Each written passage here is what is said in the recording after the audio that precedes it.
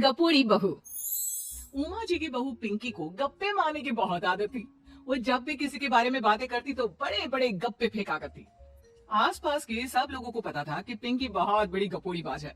लोग उसकी बात पर विश्वास नहीं किया करते थे, लेकिन हाँ, उसकी बातें सुन सुनकर हंसते बहुत थे।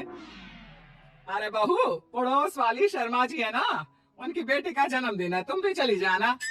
ठीक है मम्मी जी, ये तो बता दो गिफ्ट में लेकर क्या जाना है। अरे लेकर क्या जाना है, 250 का लिफाफा दे देना, बस काफी है। अरे मम्मी जी, अच्छा लगेगा क्या? पड़ोसी है हमारे, हमें कुछ बड़ा लेकर जाना चाहिए। अरे बहू, इतना काफी है। जानती हैं आप, मेरे मायके में जब पड़ोस में किसी की बर्थडे होती थी ना, तो मम्मी कुछ ना कुछ गोल्ड का ही देकर भेजती थी। पड़ोसी के बर्थडे में सोना? कैसी बातें करती हो। और नहीं तो क्या, आपकी तरह थोड़ी ना लिफाफा पकड़ा दिया। पिंकी शर्मा जी की बेटी के जन्मदिन में चली जाती है।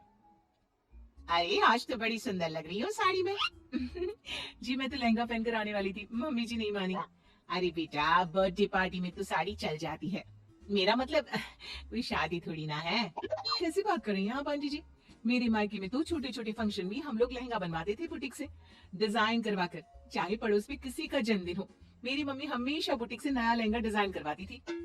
मैंने तो ऐसा कहीं नहीं देखा। ये तो तुमने आज बड़े कमाल की बात बताई। अरे जाने दीजिए, कोई बात नहीं। और बताइए, आपकी बेटी नजर नहीं आ रही। अरे भाभी, मैं यहाँ हूँ। ये देखिए मेरा ड्रेस कैसा लग रहा है। ठीक ही है, मतलब बर्थडे के हिसाब से थोड़ा हल्का है ना। अरे भाभी, इतना सुंदर गाउन पहना है मैंने।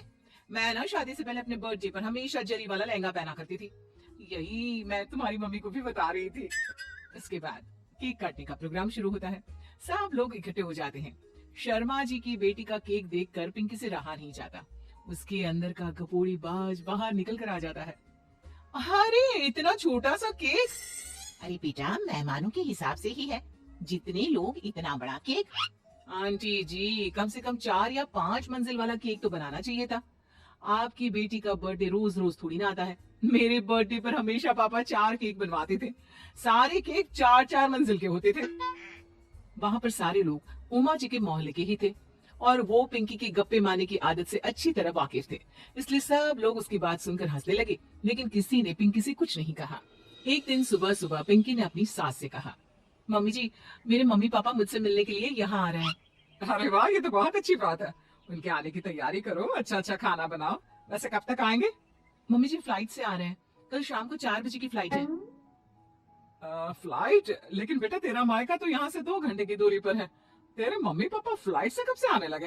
अरे मम्मी जी, आपको पता नहीं है, मेरे मम्मी पापा ना आधे घंटे की दूरी के लिए भी फ्लाइट का टिकट बुक करवाती है। अरे गप्पे थोड़े कम मारा करो बहू। कोई फ्लाइट से तब आएगा ना जब यहाँ पर एयरपोर्ट होगा। तुम्हारी मम्मी क्या उड़कर आएगी घर में? अरे हाँ मम्मी जी, मैं तो भूल गई थी। वो कहना मेरे मम्मी पापा हमेशा फ्लाइट से ही ट्रैवल करते हैं, तो मेरे दिमाग से ही निकल गया था। अगले दिन पिंकी के मम्मी और पापा पिंकी से मिलने के लिए उसके घर आते हैं। आइए आइए जी, आपका बहुत बहुत स्वागत है। और समदन जी, हमारी बेटी की कोई शिकायत तो नहीं ना? ठीक से संभाल लिया है ना आपका घर? अरे मेरी बहू बहुत समझदार है, घर का काम बहुत अच्छे तरीके से करती है। बस थोड़ा ज्यादा बोलने की आदत है उसे, आपको परेशान करती होगी ना। बात तो आपकी सही है, उसकी थोड़ा ज्यादा नहीं बहुत ज्यादा बोलने की आदत है। लेकिन कोई बात नहीं, आपकी बेटी दिल की बहुत अच्छी है, बस थोड़ा बोलती ही तो ज्यादा है। पिंकी बेटा, इधर आओ, देखो तुम्हारे मम्मी पापा आए हैं। तुमने इनके लिए खाना तो बना लिया ना? वो क्या है ना मम्मी जी, आपसे एक बात कहनी थी। हाँ हाँ बोलो बहू, क्या बात है? डरने की कोई जरूरत नहीं। वो मम्मी जी, मैंने सोचा मम्मी पापा आए हैं तो खाना बाहर से मंगवा लेती हूँ। अरे कोई बात नहीं बेटा, वैसे भी तुम किचन में काम करने लग जाती तो अपने मम्मी पापा से बात कब करती। बहुत अच्छा किया। अब तुम अपने मम्मी पापा के साथ बैठकर आराम से बात करो, मैं अंदर जाती हूँ। शाम का वक्त, जैसे ही दरवाजे की घंटी बजी, 3-4 लोग हाथों में खाने के बहुत सारे पैकेट लेकर उमा जी के घर पहुंच गए। अरे भाई, कौन है आप लोग? लगता है गलत पते पर आ गए। नहीं नहीं बाजी, हम तो खाने का ऑर्डर डिलीवर करने आए हैं, यहीं से बुकिंग मिली थी। अरे नहीं नहीं, आपको कोई गलत फहमी हुई है। हमारे यहाँ तो 2 ही मेहमान आए हैं। आपके हाथ के पैकेट देखकर लगता है इसमें 50 लोगों का खाना है। बाजी, आपने सही समझा, खाना तो इसमें 50 लोगों का ही है, क्योंकि हमें ऑर्डर यहीं से 50 लोगों का मिला है। अरे लेकिन इतना सारा खाना, कहीं मेरी बहू ने अपनी गप मारने की आदत के चलते ऐसा तो नहीं कर दिया? ये खाना आप रख लीजिए और हमें हमारे पैसे दे दीजिए। अच्छा, वैसे कितने का बिल बना है? ज्यादा नहीं, बस 10,000 दे दीजिए। उन लोगों की बात सुनकर उमा जी पिंकी को आवाज देकर वहाँ बुलाती है। जैसे ही पिंकी वहाँ आती है, खुश होते हुए उन लोगों को वहाँ पर खाना रखने के लिए कहती है। अरे इतना सारा खाना क्यों मंगवाया बहू? अरे मम्मी जी, मैंने आपको बताया तो था, मम्मी पापा आए हैं तो मैं खाना बाहर से मंगवा रही हूँ। ये बात सही है बेटा, लेकिन 2 लोगों के लिए 50 लोगों का खाना? अरे मम्मी जी, कुछ कम पड़ जाए तो अच्छा थोड़ी ना लगता है, और मेरे मायके में तो ऐसा ही होता है, एक्स्ट्रा खाना मंगवाते हैं हम लोग। तभी पिंकी के मम्मी और पापा वहाँ पर आते हैं।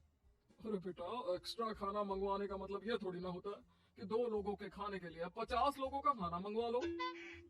और बेटा, तुम्हारी गप मारने की आदत के चलते 10,000 का बिल आया है। तुम्हें नहीं लगता ये गलत है? देखो बहू, बढ़ा चढ़ाकर बातें करना अपनी जगह, लेकिन इतनी बड़ी बड़ी फेंकना भी गलत है ना। पहली बात तो इतने सारे पैसे लगे, और दूसरी बात खाना वेस्ट होगा। आप लोग ठीक कहते हैं, मैं आज के बाद अपनी इस आदत को कंट्रोल करने की कोशिश करूंगी, और अब से गप थोड़ी कम मारा करूंगी। पिंकी की बात सुनकर सब लोग हंसने लगे।